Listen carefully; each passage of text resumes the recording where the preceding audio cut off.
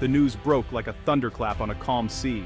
On December 21, 2025, President Trump stunned the world with a declaration from the White House lawn. "We're bringing back the battleship," he announced. "Real battleships, made of American steel, big, beautiful, and powerful." The Pentagon was left in stunned silence. Admirals and strategists struggled to process the shift. For decades, naval doctrine had focused on speed, stealth, and advanced technology, not brute force. Phones rang off the hook as naval architects and defense contractors scrambled to understand the new directive. The announcement dominated headlines. Trump demands battleship revival. Pentagon scrambles. For some, it was a thrilling call to restore American might. For others, a simplistic answer to a complex problem. The world watched, unsure if this was a serious policy or a fleeting statement. The president's vision was clear. American jobs, American steel, and ships that could take a punch. He painted a picture of a navy that was visibly, undeniably dominant. This resonated with many who felt America's global position was slipping. The image of a massive steel battleship bristling with guns and missiles became a potent symbol. It directly challenged the Navy's plans for a future fleet of smaller, faster, more integrated vessels. The emotional appeal was undeniable. The battle for the future of the U.S. Navy had just begun. The stakes were high, and the world was watching. The era of American sea power was at a crossroads. To grasp the shock of the president's announcement, you need to understand the Navy's evolution. After Vietnam, the Navy shifted to aluminum superstructures for speed and efficiency. Aluminum made ships lighter, faster, and more agile, perfect for rapid response and long-range missions. Ships, like the Ticonderoga-class cruisers and Perry-class frigates, embodied this new philosophy. The focus was on speed and advanced technology, not heavy armor. The littoral combat ship, built almost entirely of aluminum, pushed this idea further: fast, modular, and adaptable. But speed came at a cost. Aluminum is less resilient than steel, with a lower melting point and greater vulnerability to fire and impact. The Navy accepted these risks, betting on advanced defensive systems to keep ships safe. The shield was technology, not thick steel. This was the core belief now being challenged. The president's call for battleships was a direct challenge to decades of naval thinking. The Navy's gamble on speed and tech was suddenly up for debate. The question, was it time to return to steel? The future of naval warfare was in flux. President Trump's push for steel battleships was about more than ships. It was about projecting American power. He saw modern, smaller ships as fragile and unimpressive. For him, a massive steel fleet was a symbol of awe and deterrence. Survivability was the ultimate message. A ship that could take damage and keep fighting. This vision rejected reliance on missile defense alone. It also tied into his economic agenda, revitalizing American industry and creating jobs. The battleship was both a weapon and a symbol, tapping into nostalgia and national pride. The Iowa-class battleships of W.W. Tude had become legends. Trump wanted a modern equivalent. It was a bold, dramatic vision, one that captured the public's imagination and unsettled the Pentagon. The debate over America's naval future was now front and center. The steel versus aluminum debate is written in the history of naval disasters. The 1975 fire aboard USS Belknap, with its aluminum superstructure, was catastrophic. The metal melted and collapsed. Investigators concluded steel would have fared better, leading the Navy to return to all-steel construction in later ships. Steel meant more weight, less speed, but far greater survivability. Aluminum's appeal was always speed and agility. Lighter ships, harder to hit, more room for tech. But real-world combat proved even the fastest ships could be struck. The Falklands War's HMS Sheffield, with its aluminum superstructure, was lost to fire after a single missile hit. These incidents reminded the Navy's speed is valuable. But survivability saves ships and lives.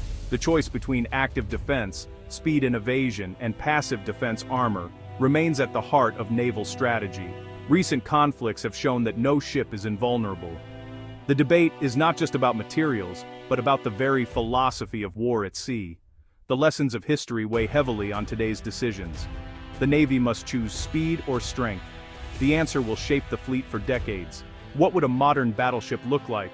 Nothing like the old giants. Gone are the massive gun turrets. In their place, sleek, stealthy lines and advanced radar-deflecting shapes. The new battleship would be a steel fortress, but a smart one, bristling with vertical launch cells for hypersonic and anti-ship missiles. It might even carry directed energy weapons, lasers and microwave cannons to counter drones and missiles. Armor would be layered in high-tech, ceramic, Kevlar and exotic composites. Inside, redundant systems and armored citadels would protect the crew and command centers. Nuclear power would provide near unlimited range and energy for advanced systems. This Leviathan would project power anywhere, for months at a time. It would be the ultimate symbol of American naval dominance. A single ship with the firepower of a fleet.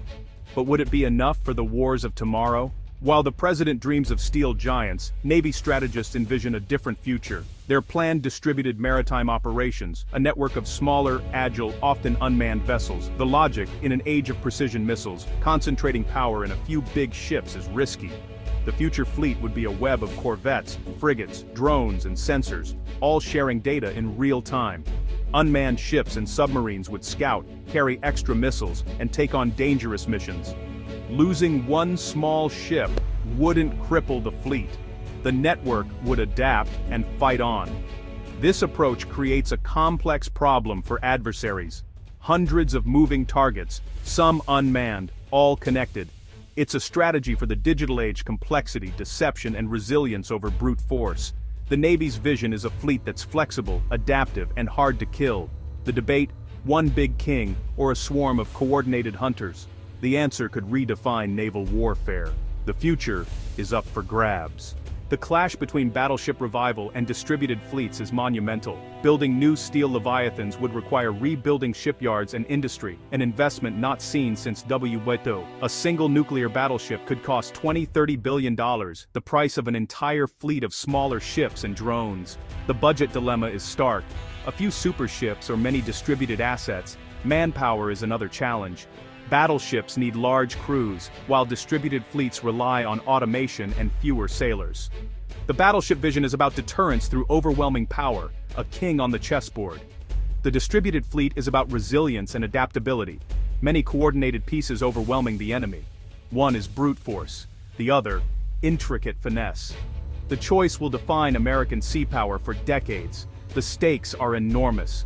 Which vision will prevail? The answer will shape the Navy's future. This debate is driven by China's rapid naval rise. In 2 decades, China's Navy has become a global force, launching warships at a staggering rate. Their anti-ship ballistic missiles, carrier killers, threaten large American ships from over 1,000 miles away. This creates a deadly anti-access bubble, forcing the U.S. to rethink its strategy. Battleship advocates say a massive, armored ship could survive a missile hit and challenge China's dominance. Its presence would signal American resolve in the Pacific. Distributed fleet supporters argue that no ship is unsinkable. China's missile swarms could overwhelm any defense. Their answer: don't present a big target. Spread out, stay hidden, and strike from the shadows. Both visions are responses to the same threat, but with opposite solutions. The future of American sea power hinges on this choice. The Pacific is the new proving ground. The world is watching. America stands at a crossroads, 2 futures for its Navy, one path: steel Leviathans, symbols of strength and resilience, projecting dominance and tradition. The other, a distributed network fleet, fast, smart, and adaptable for a digital age. The battleship vision promises visible power and deterrence. The distributed fleet bets on innovation, flexibility, and complexity. Each path has risks and rewards. The choice is not just about ships, but about America's role in the world. Which future will we choose? Imposing steel fortresses, or a swift, interconnected web of power? The decision will shape the seas and America's destiny for a century to come. The world waits for America's answer. The future of naval warfare is being written now. The next chapter is ours to choose.